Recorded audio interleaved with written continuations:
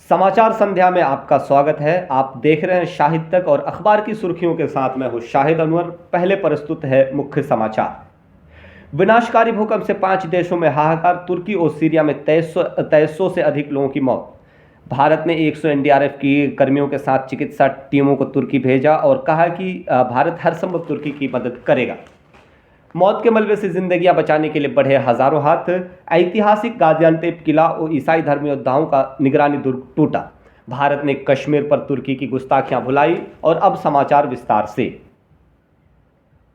तुर्की के दक्षिण में सीरियाई सीमा के पास सोमवार तड़के भूकंप के जोरदार झटकों से आसपास के 5 देशों में तबाही मच गई और 2300 से अधिक लोगों की जान चली गई। भूकंप के कारण मकानों, भवनों आदि के ढहने से 7000 से अधिक लोग घायल हो गए। सीमा के दोनों ओर भूकंप का झटका सूर्योदय से पहले अनुभव हुआ और लोगों को सर्दी और बारिश में भी घरों से बाहर निकलने के लिए विवश होना पड़ा।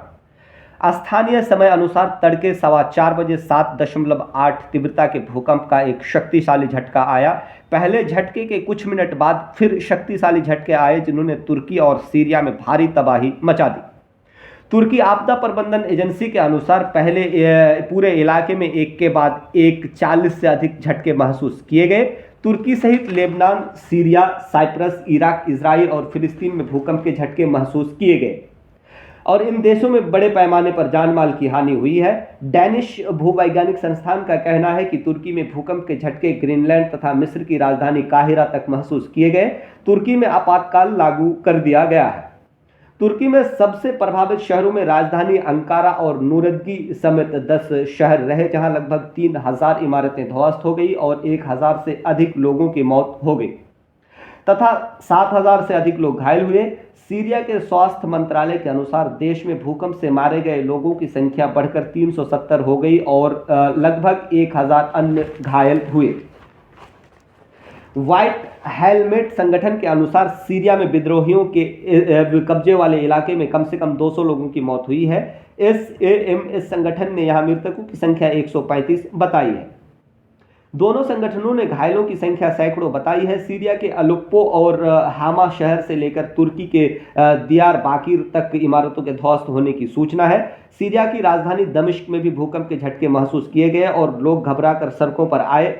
लेबनान में लगभग 40 सेकंड तक कंपन महसूस हुआ, जिसके बाद राजधानी बैरूत में लोग घरों से बाहर निकल आए और कारों में बैठकर इमारतों से दूर चले गए। अमेरिकी भूवैज्ञानिक सर्वेक्षण के अनुसार भूकंप का केंद्र सीरियाई सीमा से लगभग 90 किलोमीटर दूर गाजियान्तेप शहर से उत्तर में 18 किलोमीटर की गहराई पर था। सर्वेक्षण के अनुसार कुछ घंटे के बाद 7.5 तीव्रता का एक और भूकंप महसूस किया गया, जिसका केंद्र पूर्व के केंद्र से मात्र 100 किलोमीटर दूर था। भारत ने 100 एनडीआरएफ कर्मियों के साथ चिकित्सा टीमें तुर्की भेजी। तुर्की में विनाशकारी भूकंप से प्रभावित क्षेत्रों में राहत एवं बचाव कार्य तथा चिकित्सा की हर संभव सहायता पहुंचाने के लिए भारत ने राहत सामग्री के साथ राष्ट्रीय आपदा मोचन बल एनडीआरएफ और चिकित्सकों की टीमें वहां भेजी। विशेष रूप से प्रशिक्षित डॉग स्क्वाड और आवश्यक उपकरणों के साथ 100 कर्मियों वाली एनडीआरएफ की 2 टीमें खोज और बचाव कार्य में सहायता देंगी। प्रधानमंत्री नरेंद्र मोदी ने बेंगलुरु में एक सम्मेलन के उद्घाटन समारोह में कहा, हम सभी की नज़र तुर्की में आए विनाशकारी भूकंप पर टिकी हुई है, जिसके कारण कई लोगों की दुखद मौत हुई और व्यापक क्षति हुई है। यह जानकर मुझे गहरी पीड़ा हुई कि इस विनाशकारी भूकंप से सीरिया में भी नुकसान हुआ है। देश के 140 करोड़ लोगों की सहानुभूति तुर्की के भूकंप पीड़ितों के साथ है। हम भूकंप पीड़ितों की हर संभव सहायता करने को तैयार हैं। मौत के मलबे से जिंदगियां बचाने के लिए बढ़े हजारों हाथ। तुर्की और सीरिया के विभिन्न शहरों में बचाव कर्मी और निवासी ध्वस्त हुई इमारतों के मलबे से जिंदा लोगों को निकालने में जुटे हुए हैं। भूकंप में ध्वस्त हुए तुर्की के एक अस्पताल और सीरिया के गिने चुने अस्पतालों से नवजातों सहित मरीजों को सुरक्षित बाहर निकालना पड़ा। तुर्की के शहर अदाना के एक निवासी ने बताया कि उसके आसपास की 3 इमारतें ध्वस्त हो गई हैं। पत्रकारिता के छात्र मोहम्मद फतीह युवस ने बताया कि मलबे में जिंदा फंसे एक व्यक्ति के बचाव कर्मियों द्वारा निकाले जाने की कोशिश के दौरान कहा, अब मुझ में कोई ताकत नहीं बची है। तुर्की के सुदूर पूर्वी शहर दियारबकीर में क्रेनों और बचाव कर्मियों ने भूकंप से ध्वस्त हुए अपार्टमेंट इमारतों से जिंदा बचे लोगों को निकाला और उन्हें स्ट्रेचर पर अस्पताल पहुंचाया। व्हाइट हेलमेट नामक विपक्षी आपात संगठन ने एक बयान में कहा कि सैकड़ों परिवार मलबे में दबे हैं। बचाव कर्मियों ने बताया कि पहले ही संसाधनों की किल्लत से जूझ रहे चिकित्सा केंद्र और अस्पताल घायलों से भर गए हैं। सैन्य अस्पताल सहित कई अस्पतालों व इलाके की मस्जिदों को उनके लिए खोल दिया गया है जिनके घर क्षतिग्रस्त हो गए क्योंकि इलाके में तापमान 0 के करीब है। तुर्की की सीमा के नज़दीक सीरियाई विद्रोहियों के कब्जे वाले छोटे शहर अजमरीन में कई बच्चों के शव कंबल से लपेटकर अस्पताल लाए गए। ऐतिहासिक गाजियान्तेप किला व ईसाई धर्म योद्धाओं का निगरानी दुर्ग टूटा। तुर्की का ऐतिहासिक गाजियान्तेप किला भूकंप से ढह गया। 2200 से अधिक वर्ष पहले बना यह किला तुर्की के इतिहास में महत्वपूर्ण स्थान रखता है। किले की दीवार और निगरानी स्तंभों को भारी नुकसान पहुंचा है। उसके अलावा मुलातया इलाके की प्रसिद्ध येनी मस्जिद भी भूकंप से टूटकर गिर गई। सीरिया के पुरातत्व व संग्रहालय निदेशक ने बताया कि भूकंप से ईसाई धर्म योद्धाओं के द्वारा निर्मित मरकब या निगरानी दुर्ग की दीवारें, मीनार और कुछ अन्य दीवारें ध्वस्त हो गई है जिनसे प्राचीन काल में भूमध्य सागर पर नजर रखी जाती थी। भारत ने कश्मीर पर तुर्की की गुस्ताखियां भुलाई। भले ही तुर्की ने कश्मीर के मुद्दे पर भारत का साथ नहीं दिया हो, वह भारत के खिलाफ पाकिस्तान की हाँ में हाँ मिलाता रहा हो, पर जब आज वह दुख दर्द में है तो भारत ने उसकी तरफ मदद का हाथ बढ़ाया है।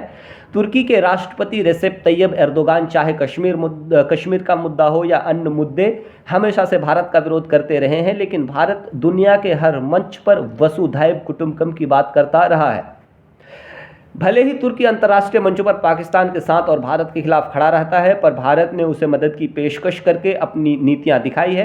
तुर्की को उसी की भाषा में जवाब देने के अभियान में लगे भारत ने भीषण भूकंप की विनाश लीला देखने के बाद अपने रवैये में नरमी लाते हुए सहायता का जो हाथ बढ़ाया है उसे निश्चित रूप से विश्व समुदाय सराहेगा। अगर आप ये वीडियो फेसबुक पर देख रहे हैं तो शाहिद तक के फेसबुक पेज को फॉलो करें, और अगर यूट्यूब पर देख रहे हैं तो यूट्यूब चैनल को सब्सक्राइब अवश्य करें। साथियों, जैसा कि आपने सुना कि इस समय तुर्की समेत 5 देश एक भयंकर मतलब के बर्बादी के कगार पर है। जिस तरह से तेज भूकंप के झटके ने 5 देशों को एक तरह से हिला कर रख दिया है। सैकड़ों लोगों की जानें जा चुकी है, हज़ारों लोग मलबे में दबे हुए हैं। मैं आप लोगों से यही अपील करूंगा कि आप तुर्की समेत 5 देशों के लिए दुआ करें ताकि कम से कम जान माल का हानि हो, कम से कम लोगों की जानें जाएं और कम से कम नुकसान पहुंचे। साथियों, ये मेरा पहला वीडियो है।